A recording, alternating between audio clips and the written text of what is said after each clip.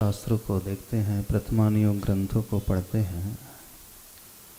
आचार्य प्रणीत प्रथमानियोग ग्रंथों में होली का पर्व मनाने का वर्णन कहीं देखने में नहीं आया।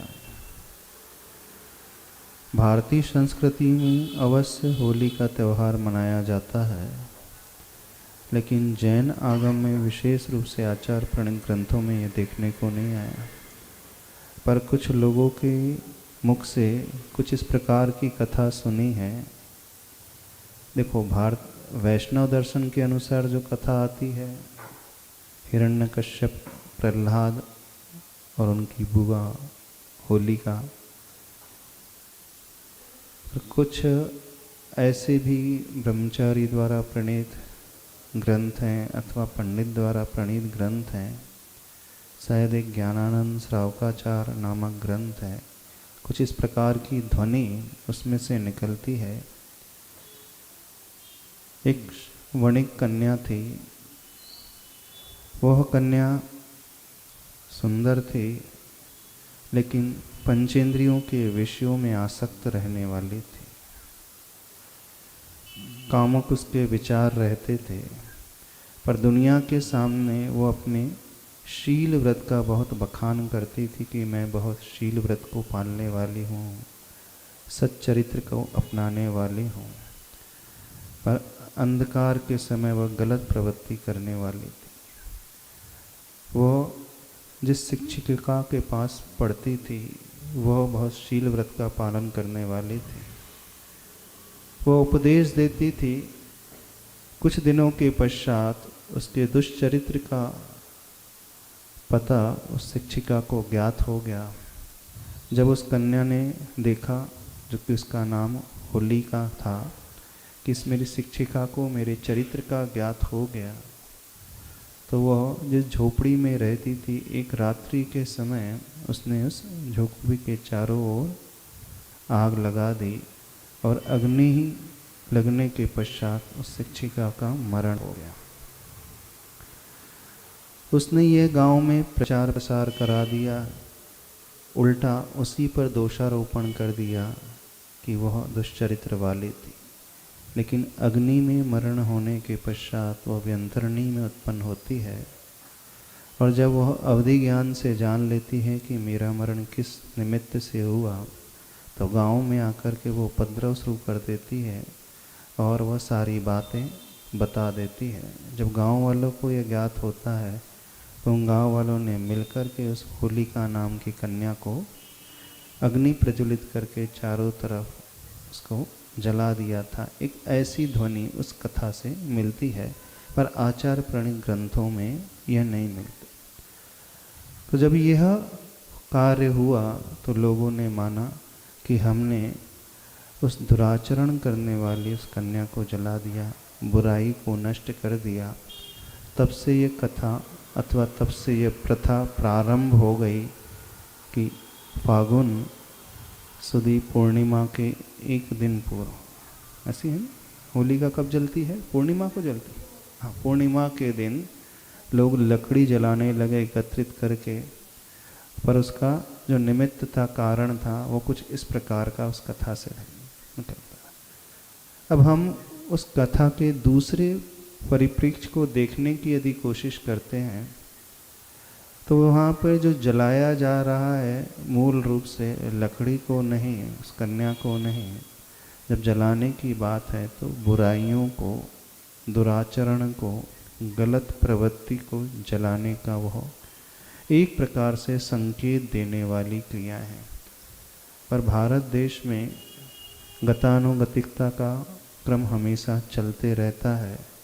वो घटना विशेष थी और उस घटना को लेकर के वर्षों से एक क्रम शुरू हो गया कि फागुन सुदी पूर्णिमा के दिन हर गांव में, हर कस्बे में, हर मोहल्ले में, हर क्षेत्र में सामूहिक रूप से लोग लकड़ियों को एकत्रित करके जलाते हैं। हिंदू दर्शन के अनुसार वो होलिका को इसमें विराजमान करके जलाते हैं। वहाँ कथा भिन्न आती है। अब जो श्रावकाचार आदि मिलते, उसमें कथा कुछ इस प्रकार से सुनने में मिली। हमने पढ़ी नहीं, सिर्फ सुनी है किन्हीं मुख से। तो यदि हम उसके उद्देश्य को देखने की कोशिश करें तो उद्देश्य क्या होना चाहिए? जो हमारे भीतर, हर एक व्यक्ति के भीतर बैठा हुआ गलत आचरण है, हम उसे जलाने की कोशिश करें, न कि लकड़ियों को जलाने की कोशिश करें। जैन धर्म विशेष रूप से अहिंसा प्रधान धर्म है। सूखी लकड़ियों को जब जलाया जाता है तो उसमें असंख्यात त्रस जीवों का वध हो जाता है। तो धर्म के अनुसार तो जब हम अहिंसा की उपासना करते हैं तो हिंसा के कार्य को तो प्रोत्साहन कभी दिया ही नहीं जा सकता। तो कोई भी लकड़ी आदि ना जलाए विशेष रूप से। अगले दिन उसी कथा को हम जब आगे बढ़ाते हैं, जब वो होलिका नाम की कन्या जल गई तो अगले दिन लोगों ने उस विजय उत्सव के रूप में लोगों के साथ, अन्य श्रावकों के साथ गुलाल आदि का प्रयोग किया और यह प्रचारित किया कि हमने एक दुष्कुरीति अथवा दुष्चरित्र वाले व्यक्ति को नष्ट कर दिया है। आनंद और उत्सव का वो प्रतीक था रंग।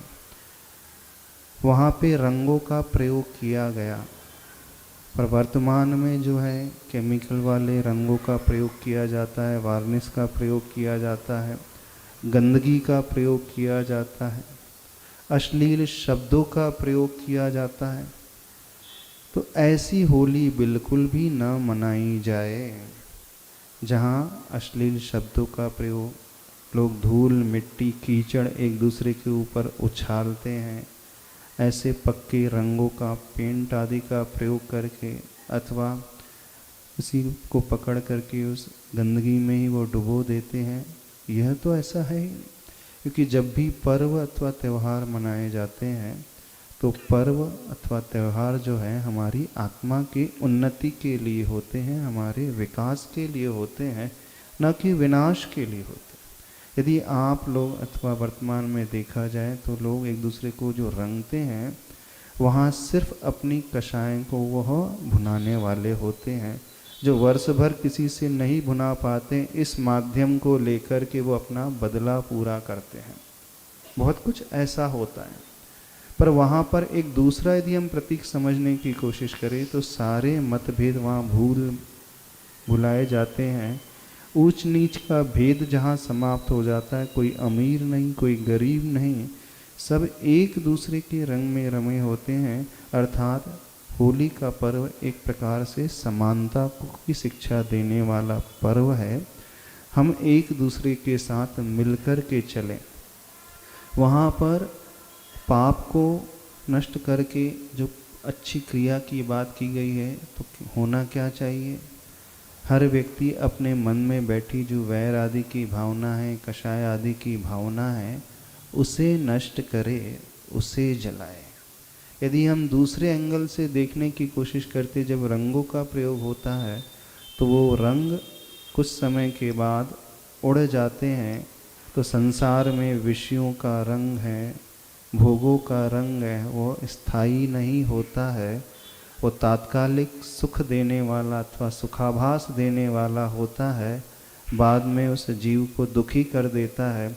तो हमें इन सांसारिक रंगों से बचकर के अध्यात्म के रंग में, धर्म के रंग में, प्रभु के रंग में, गुरु के रंग में रंगना चाहिए और उसी में लीन होना चाहिए। यदि हम इस शिक्षा को ग्रहण करें तो कदाचित बहुत अच्छी बात है। और विपरीत दृष्टि को लेकर के चलेंगे तो वहाँ पाप और ही बढ़ेगा, संसार और ही बढ़ेगा। अब हम जब एनवायरनमेंट के पक्ष को लेकर के बात करें तो ऐसे पक्के रंगों का जो प्रयोग हो जाता है, पहले व्यक्ति एक दूसरे को रंगता है, कपड़ों को रंगता है, शरीर को रंगता है, तो उसे धोने के लिए सैकड़ों नहीं हजारों लीटर पानी का प्रयोग करना पड़ता है। वो वेस्ट हो जाता है, प्रकृति में इम्बैलेंस हो जाता है। कई लोग जो हैं अपनी आँखों को खो देते हैं, कई लोगों को स्किन की डिसीज़ हो जाती हैं, कई प्रकार की बीमारियां हो जाती हैं उन रंगों के प्रयोग से। तो इसका एक साइड इफ़ेक्ट्स भी देखने को मिलता है। वहाँ व्यसनों से ऊपर उठने की बात थी, लेकिन वर्तमान में उसे बिगाड़ करके लोग व्यसनों का सेवन और करने लगते हैं। विशेष रूप से होली के दिन ताश पत्ती खेलने लगते हैं, जुआ खेलने लगते हैं। और भांग आदि का सेवन करने लगते हैं। ऐसा भी होता है ना हर जगह, तो ठंडाई बनाएंगे, भांग बनाएंगे। तो ये पर्व जो है संसार में डुबोने वाले नहीं होने चाहिए, पर्व तो संसार से ऊपर उठाने वाले होना चाहिए। यदि आप त्यौहार का आलम्बन लेकर के नशे का सेवन कर रहे हो, व्यसनों का सेवन कर रहे हो, यानी कुल मिलाकर के जुआ भी व्यसन हो गया और नशा भी व्यसन हो गया, तो वह और दुर्गति में ले जाने वाला होगा। तो होना क्या चाहिए, व्यसनों से बचना चाहिए और ऊपर उठ करके अच्छे कार्य करना चाहिए।